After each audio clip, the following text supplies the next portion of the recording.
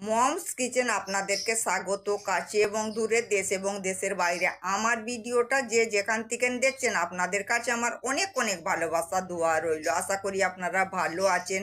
আজ আমি আপনাদের সঙ্গে শেয়ার করব আমি বাড়িতে যেইভাবে বানাই, ওটাই আজকে আপনাদের সঙ্গে শেয়ার করব।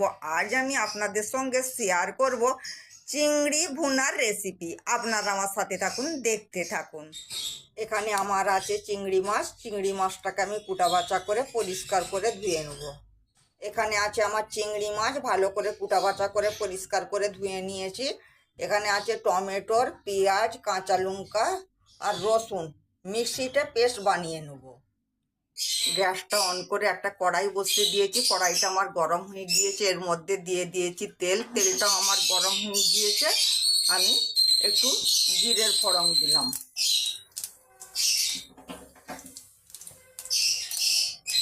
আমি মিক্সিতে যে মশলাটা পিষে রেখেছিলাম, মিক্সিতে মশলাটা দিয়ে দিলাম।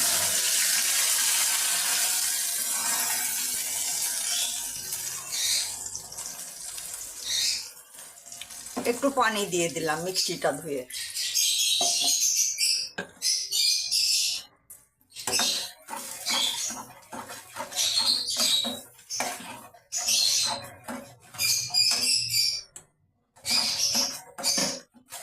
এখানে আছে বন্ধুরা আমার ঝাল লঙ্কার পাউডার, হলুদের পাউডার, জিরের পাউডার, ধনের পাউডার, গোলমরিচের পাউডার আর নুন দিয়ে দিলাম।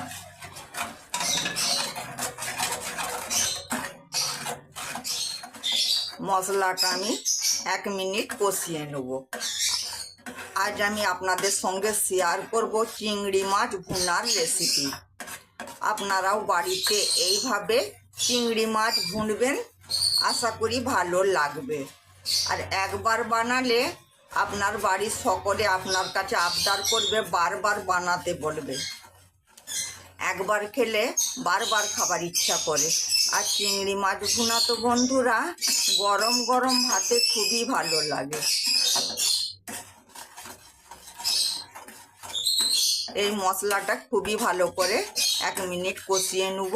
আর ঝালটা আপনাদের পরিমাণ মতন দিবে, তবে ঝালটা দিলে খেতে খুবই ভালো লাগে, স্বাদটা মানে বেশি হয়।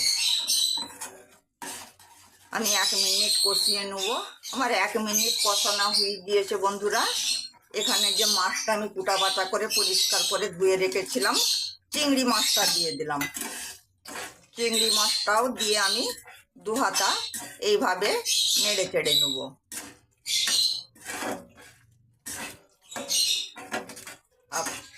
এইভাবে চিংড়ি মাছ ভুনার রেসিপি বানাবেন, হ্যাঁ, বাচ্চারা খুশি করে খাবে, কারণ এর মধ্যে তো কাঁটা নাই। বাচ্চারা দেখবেন খুশি করে খাবে।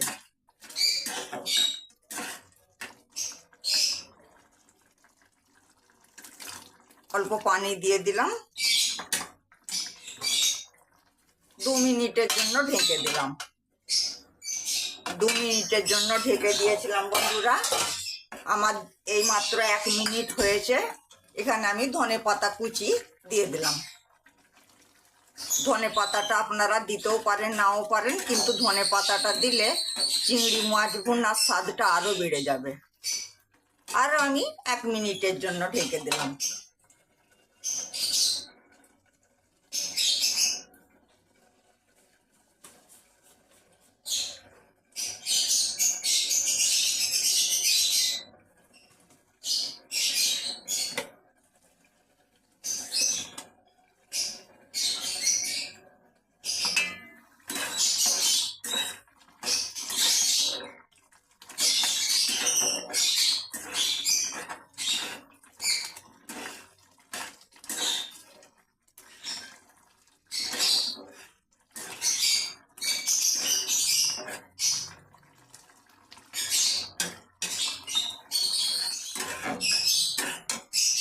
আমি একটু লেবুর রস নিগড়ে দিলাম, একদম অল্প।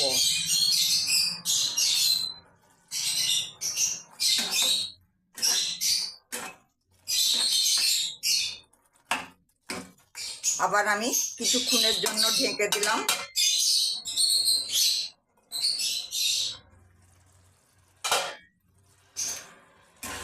আমার চিংড়ি মাছ ভুনার রেসিপি পুরো রেডি। আমার চিংড়ি ভুনার রেসিপি পুরো রেডি। আমার ভিডিওটা ভালো লাগলে প্লিজ বন্ধুরা আমাকে লাইক কমেন্ট শেয়ার করবেন, আর আমার চ্যানেলটা আপনারা সাবস্ক্রাইব করে দিবেন, তাতে আমার নতুন নতুন রেসিপিগুলো সহজেই আপনাদের কাছে পৌঁছে যাবে। আর আপনাদের কাছে আমার অনেক অনেক ভালোবাসা দোয়া রইল। আপনারা ভালো থাকবেন, সুস্থ থাকবেন। আল্লাহ হাফেজ।